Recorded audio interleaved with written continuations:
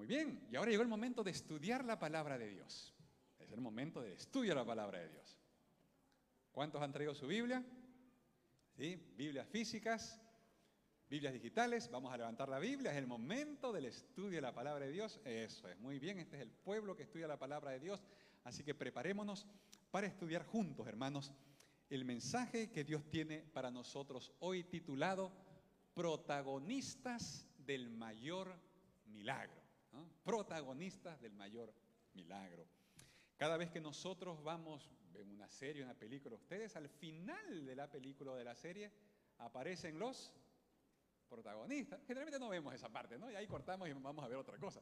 Pero siempre aparecen los protagonistas allí. Están los nombres de todos los protagonistas principales y secundarios. Bueno, en las historias que Dios escribe, en las tramas divinas, también hay protagonistas, hermanos. Hay protagonistas.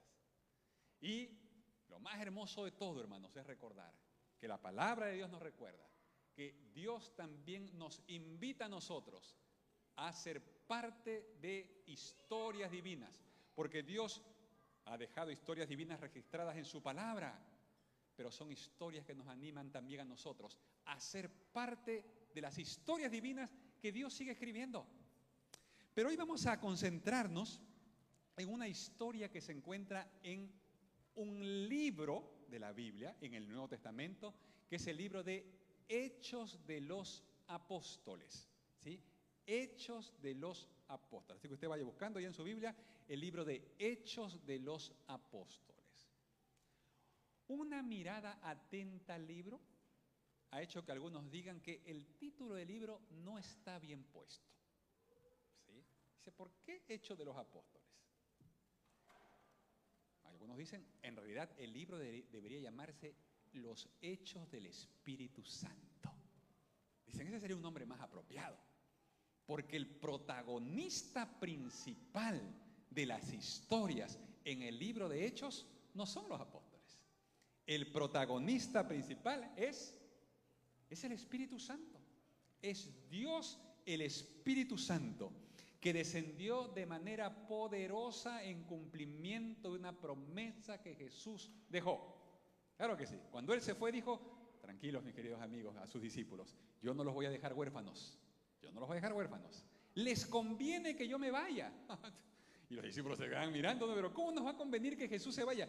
Jesús dijo, sí, les conviene que me vaya, porque si yo no me voy, no vendría el Espíritu Santo.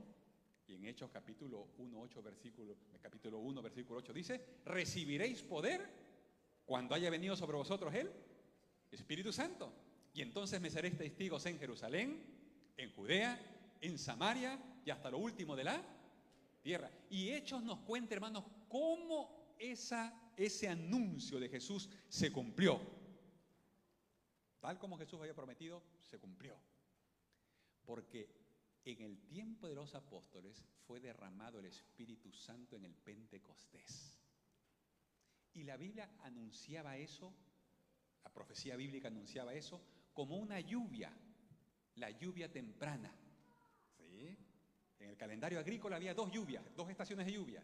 Las lluvias tempranas que hacían germinar la semilla. Entonces echaba la semilla y cuando caía la lluvia temprana, esa semilla ¿qué pasaba? Germinaba. Y al final del calendario agrícola venía una segunda lluvia, que era la lluvia tardía, que preparaba al fruto para la cosecha. ¿Sí? Después de la lluvia tardía, el fruto quedaba listo para la cosecha. Así que esas dos lluvias eran fundamentales. Ahora, usando ese símbolo, esa imagen de la agricultura, la palabra de Dios dice claramente que en el tiempo de los apóstoles cayó la lluvia temprana, el primer derramamiento del Espíritu Santo que inició la proclamación del Evangelio por todo el mundo. ¿Cómo fue esa proclamación? ¿Cómo fue esa lluvia? ¿Ah? ¿Fue algo así pequeño, aislado, que unos cuantos se enteraron? No, fue una lluvia poderosa, hermanos.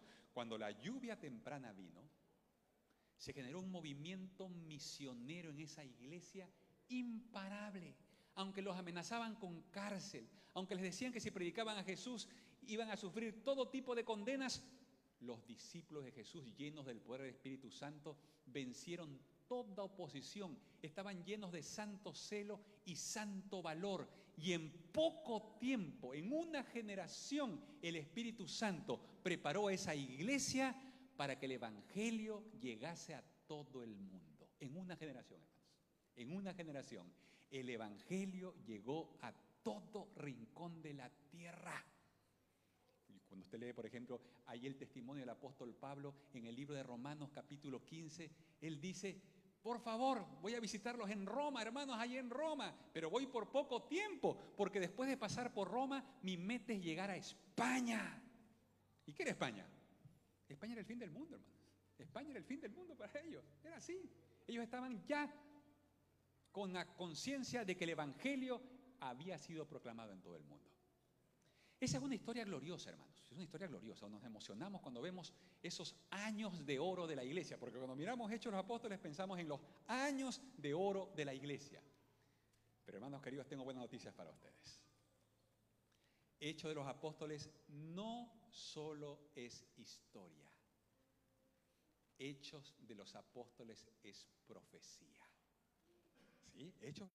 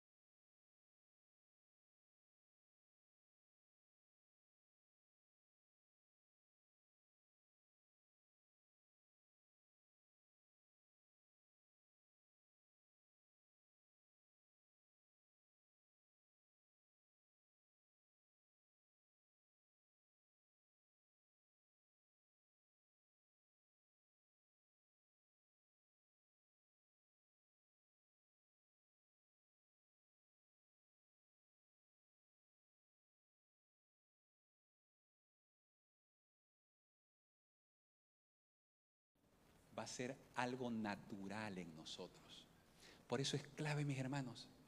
Esto comienza escuchando a Dios, escuchando a Dios, escuchando a Dios. Por eso estamos insistiendo, ya hace un tiempo atrás aquí en la iglesia. Y de paso los invitamos los martes noche, porque los martes noche el tema que estamos tratando justamente es cómo escuchar a Dios. ¿Por qué es tan importante aprender a escuchar a Dios? Porque solo cuando tú escuchas a Dios es que constantemente recibes la seguridad de tu amor, de su amor. Todos los días Él te recuerda que te ama, te ama, te ama, te ama. Él te ama, Él te ama, claro que te ama. En medio de las circunstancias que estás viviendo, Dios te recuerda que te ama. Y no solo te recuerda que te ama, sino que está dispuesto a actuar en favor tuyo. Si tú estás dispuesto a darle el primer lugar en tu vida, si tú estás dispuesto a hacer de la búsqueda de su presencia, de la búsqueda de una relación con Él, el principal propósito de tu vida, tu relación con Dios, aprender a escucharlo, caminar con Él, experimentar su amor, el foco de nuestra vida. Eso tiene que ser. Felipe lo entendió, hermanos. Él aprendió a escuchar a Dios. Él sabía que Dios lo amaba. Claro que sí. Y una vez que está lleno del amor de Dios, él desborda amor de Dios. Y está listo para compartir ese amor de Dios. Y no importa de dónde Dios lo mande, él está listo para ir. Y si Dios lo manda a un desierto a compartir el amor de Dios, él no cuestiona, él va y sale. Oh, hermanos queridos, Dios nos ayude a que podamos entender de una vez por todas que Dios nos ama y que diariamente quiere recordarnos y reafirmarnos su amor. Somos lo más precioso que Dios tiene. Eres precioso para Dios. Dios no se acerca para juzgarte. Dios se acerca para amarte, para salvarte, para restaurarte, para recordarte que tiene un propósito y un plan para tu vida. Por eso cada día necesitamos tener una cita de amor con Él, que nos permita escucharlo. ¿Qué necesitas? ¿Estás estresado? ¿Estás angustiado? ¿Las fuerzas no te alcanzan? Por favor,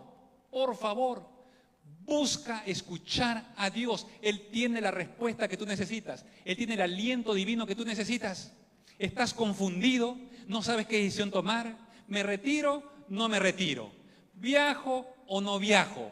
¿Compro o no compro? Dios tiene el consejo que tú necesitas. Él te va a decir qué hacer. Salmos 32:8. Te haré entender y te enseñaré el camino por el que debes andar. Sobre ti fijaré mis ojos.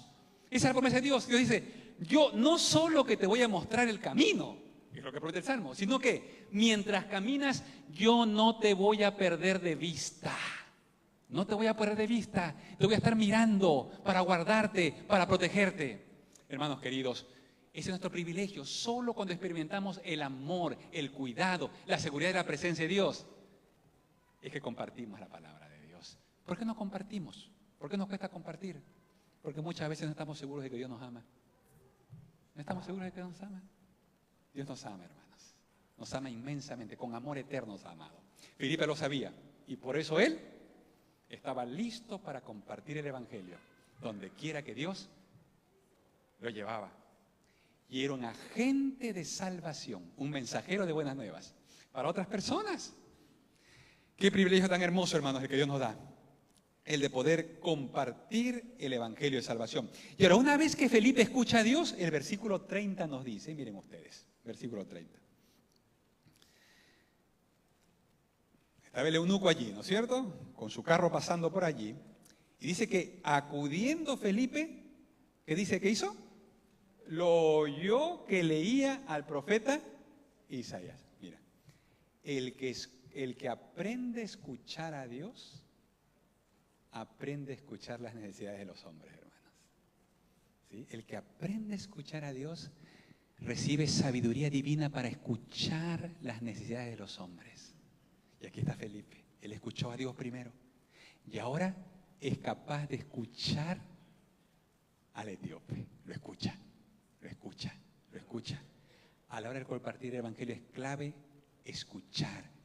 ¿Qué necesita la gente? ¿Cuáles son sus necesidades? Porque Jesús tiene la respuesta y la solución para toda necesidad humana. Es la solución. Tenemos que escuchar. La gente que te rodea tiene necesidades.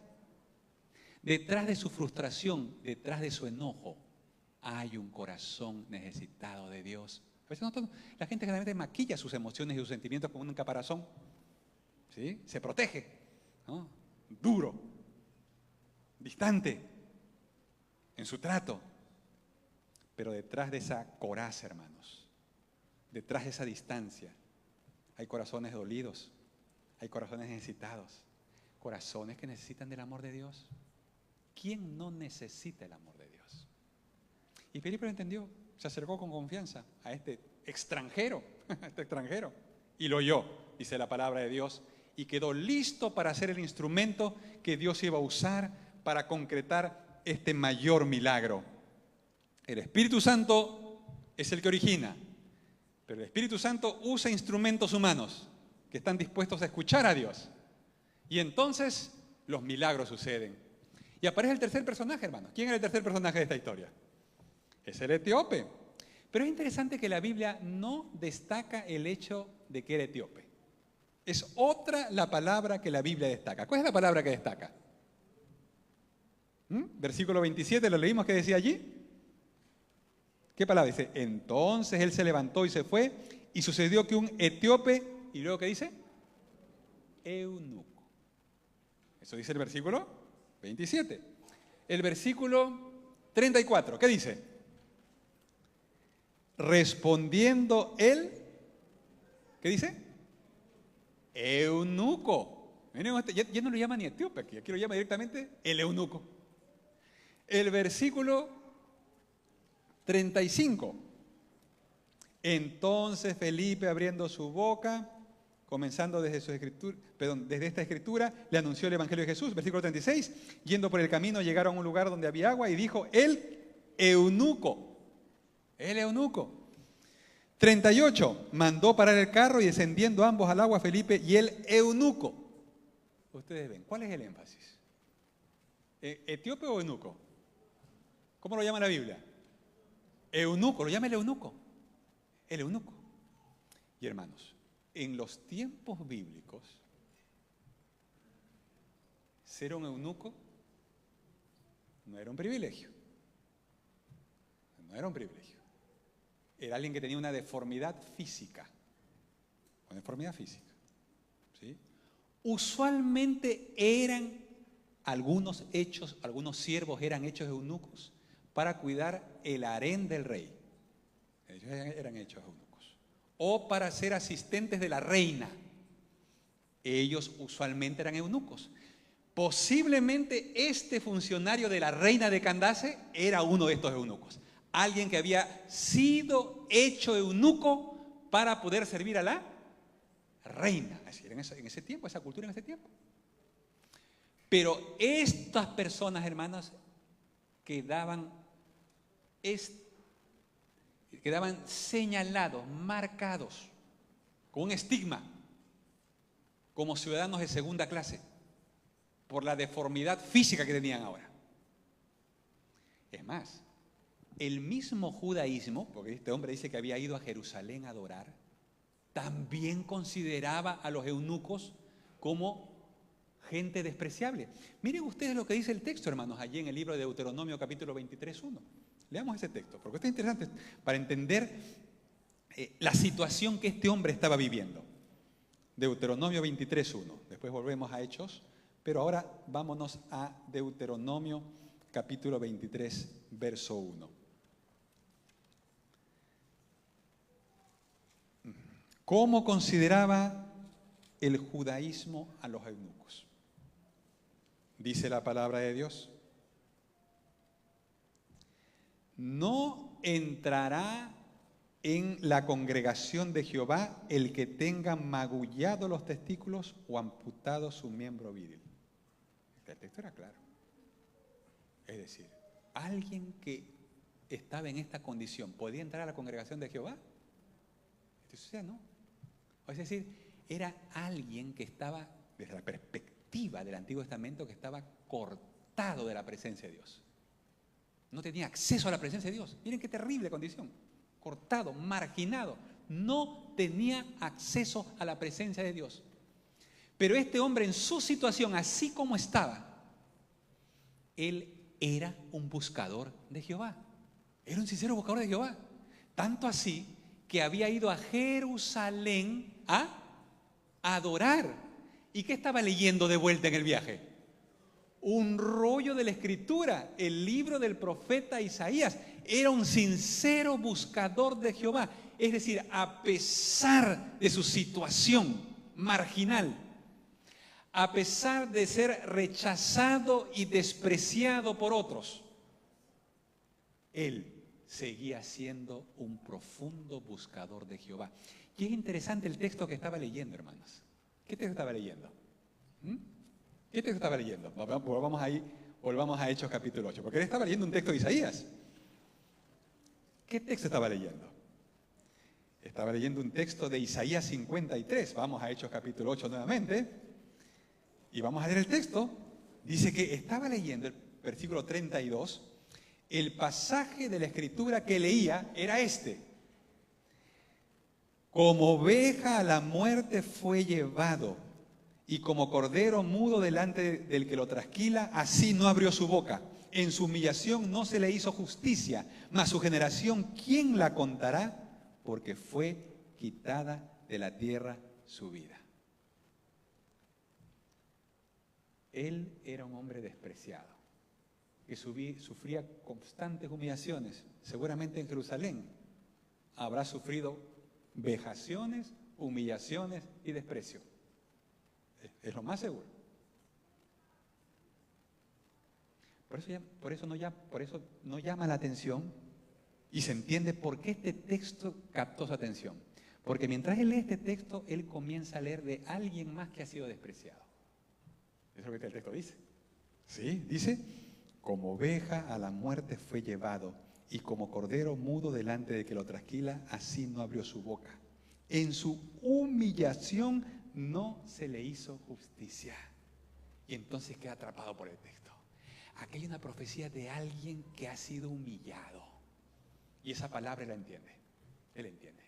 Y esto es lo maravilloso de la palabra de Dios, hermanos. Es lo maravilloso de la palabra de Dios. Este evangelio vivo que habla directamente de la necesidad de la persona.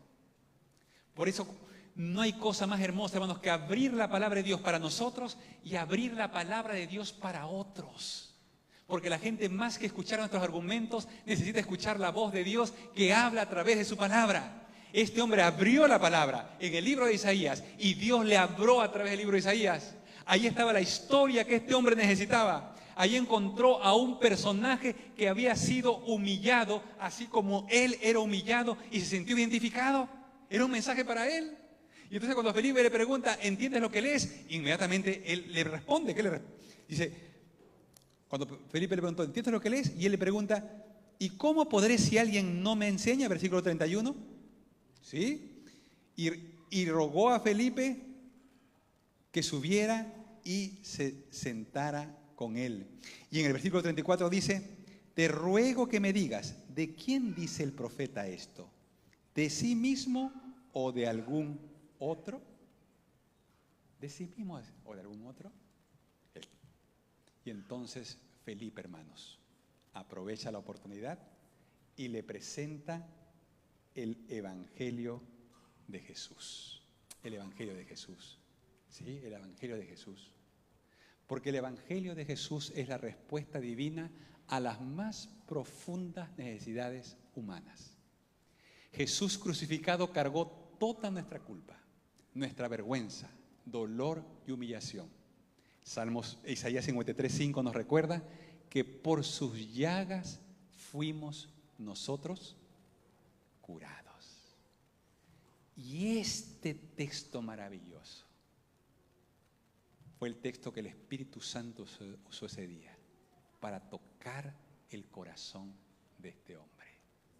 Y ese texto maravilloso, hermanos, hoy sigue tocando corazones. Sigue tocando corazones. Porque nos recuerda, hermanos, nos recuerda que alguien ya sufrió por nosotros. Que alguien ya fue humillado por nosotros.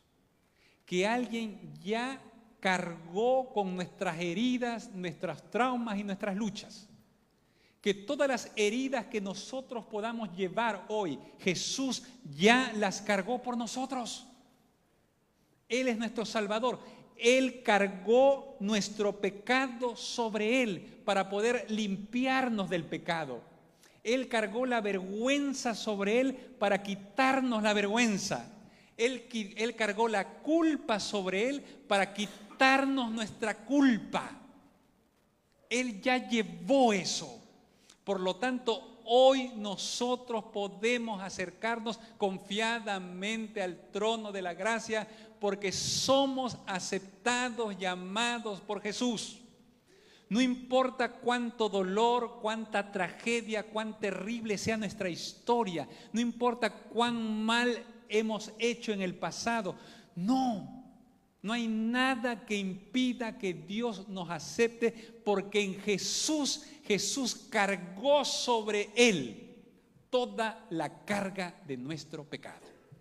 Y esa es la maravilla del Evangelio.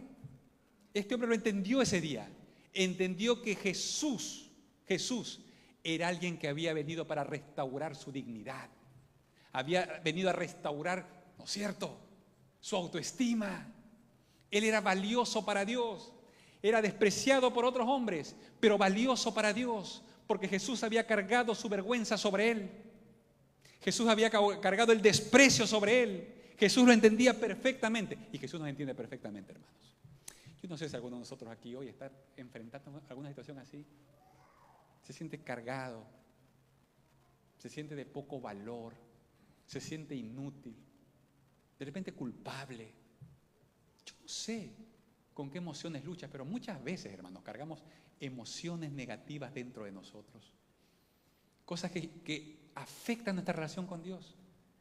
Cosas que nos hacen creer que Dios no nos puede aceptar.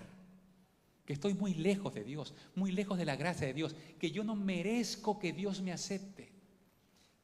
Y el enemigo usa todo eso para hacerte creer que Dios no te ama, que tú no tienes lugar en la gracia de Dios, que para ti no hay oportunidad. Alabado sea el Señor, hermanos, porque el Evangelio de Jesucristo nos recuerda que sin importar cuál sea nuestra condición, sin importar lo que hemos sido, lo que hemos hecho, hay gracia, perdón, amor y oportunidad disponible para cada uno de nosotros. Esa es la oferta del Evangelio, es la buena nueva, es una buena noticia. Jesús tiene perdón. Jesús nos ha reconciliado con Dios. En Jesús, si tú aceptas a Jesús, eres llamado Hijo de Dios. Hijo de Dios, eso eres tú. Esa es tu verdadera identidad. Ese día, en ese viaje, la identidad de ese hombre fue restaurada. De ser el despreciado eunuco, el avergonzado eunuco. La palabra de Dios dice que ese hombre, luego de aceptar a Jesús y de ser bautizado, siguió su camino lleno de gozo santo. Eso es la palabra de Dios.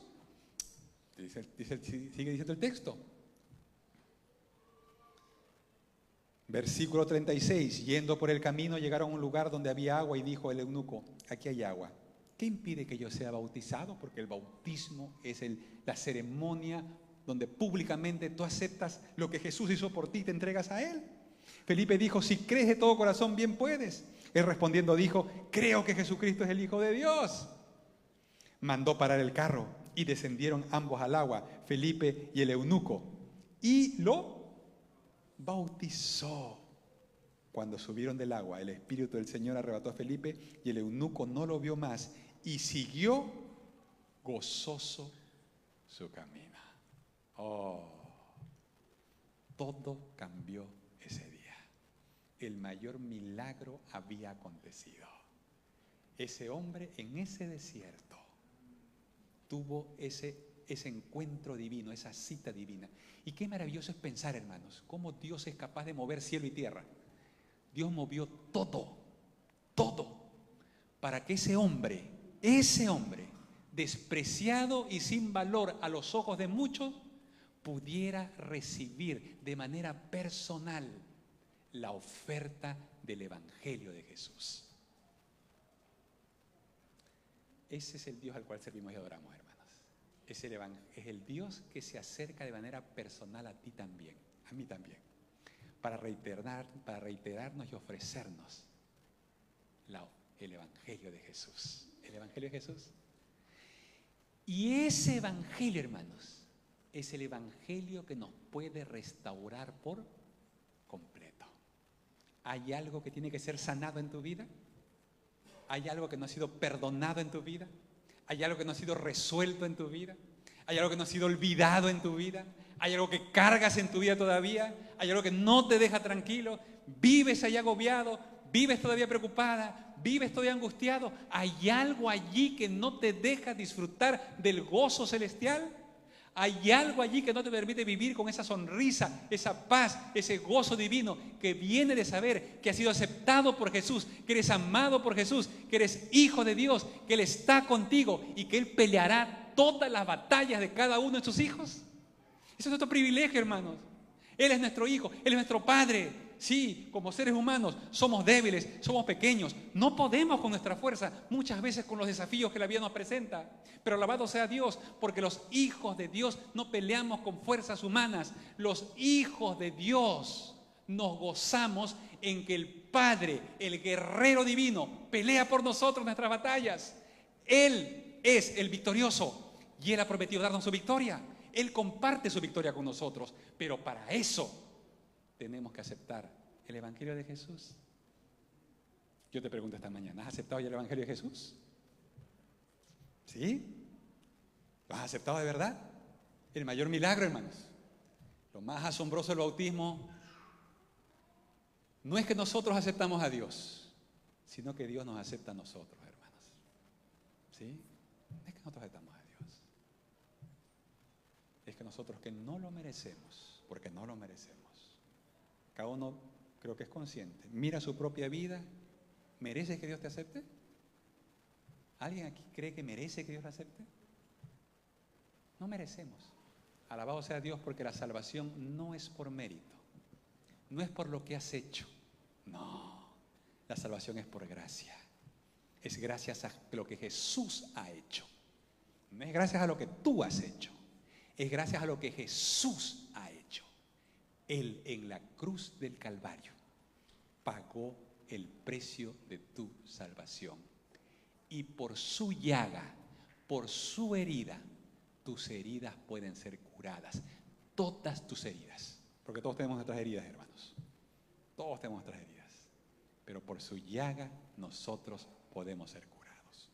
Yo te pregunto hoy, ¿estás dispuesto a aceptar nuevamente el Evangelio de Jesús? Pregunto, ¿y será que hay alguien aquí esta mañana que quiere decir, Señor, yo necesito realmente hoy aceptar tu Evangelio? Necesito volver, o quizás no has aceptado antes, aceptar a Jesús. O si lo aceptaste a tiempo atrás, pero de repente en el camino te has olvidado. Y hoy necesitas volver a aceptarlo. Decir, Señor, aquí estoy. Yo necesito otra vez el Evangelio de Jesús, porque muchas veces estoy viviendo como si no conociera el Evangelio. Estoy tan agobiado y cargado como si no conociera el Evangelio. Pero Señor, no. Hoy vuelvo a renovar mi compromiso contigo. Hoy vuelvo a renovar mi entrega a ti. ¿Hay alguien aquí esta mañana que quiere decirle, Señor, yo quiero entregarte mi vida y quiero que tú recibas mi vida porque necesito que tú me restaures por completo? ¿Sí? ¿Habrá alguien aquí hoy que no aceptó a Jesús antes y que quiere aceptarlo hoy como su Salvador personal? ¿Habrá alguien que quiere decir yo quiero aceptar a Jesús? ¿Habrá alguien aquí, alguna persona que quiere decir yo quiero aceptar a Jesús? ¿Que necesita aceptar a Jesús como su Salvador personal? Señor, yo necesito que tú me restaures. ¿Será alguien aquí que hoy necesita ser restaurado? ¿Sí? ¿Perdón? Amén. ¿Será que hay alguien más en esta mañana que quiere decir, Señor, yo quiero ser restaurado por Jesús? Yo necesito ser restaurado por Jesús. Alabado sea Dios. Amén. Amén. ¿Alguien más quiere decir, Señor, yo quiero hoy ser restaurado por Jesús? Necesito que Él haga esa obra en mi vida. ¿Alguien más quiere hacer? Amén. ¿Alguien más quiere decirle, Señor, yo quiero ser restaurado por Jesús? Necesito tu evangelio en mi vida. Amén. Hermanos queridos, vamos a orar hoy, pidiendo que Dios reafirme esta gloriosa verdad en nuestras vidas. a fin de que podamos cada día gozar del Evangelio de Jesús, podamos experimentar diariamente este milagro maravilloso de vivir como hijos amados de Dios. Esos somos, hijos amados de Dios, amados por un Dios que ha prometido pelear nuestras batallas cada día. Vamos entonces, ahí donde estamos, a hacer una oración, ¿les parece? Inclinemos nuestros rostros y vamos a pedir que el Espíritu Santo obre en nuestras vidas hoy, una vez más. Amante Padre que estás en el cielo, muchas gracias, mi Dios, por tu palabra bendita. Gracias, Señor, porque tú sigues obrando el mayor de los milagros en la vida de todos aquellos, Señor, que están dispuestos a aceptar el Evangelio de Jesús. Gracias porque tu Espíritu Santo en el pasado hizo todo lo posible para que este hombre que estaba buscándote pudiera encontrarte. Hoy estamos aquí, Señor. Es un testimonio que te estamos buscando. Por lo tanto, rogamos que tu Espíritu Santo también obre en nuestras vidas hoy y puedas renovarnos la seguridad de que somos amados por ti, de que si aceptamos a Jesús, Jesús nos recibe con los brazos abiertos, nos recibe y nos acepta, nos perdona y nos declara que somos hijos de Dios. Ayúdanos a vivir con esa bendita seguridad. Lo suplicamos y lo agradecemos. En el nombre de Jesús, amén, Señor.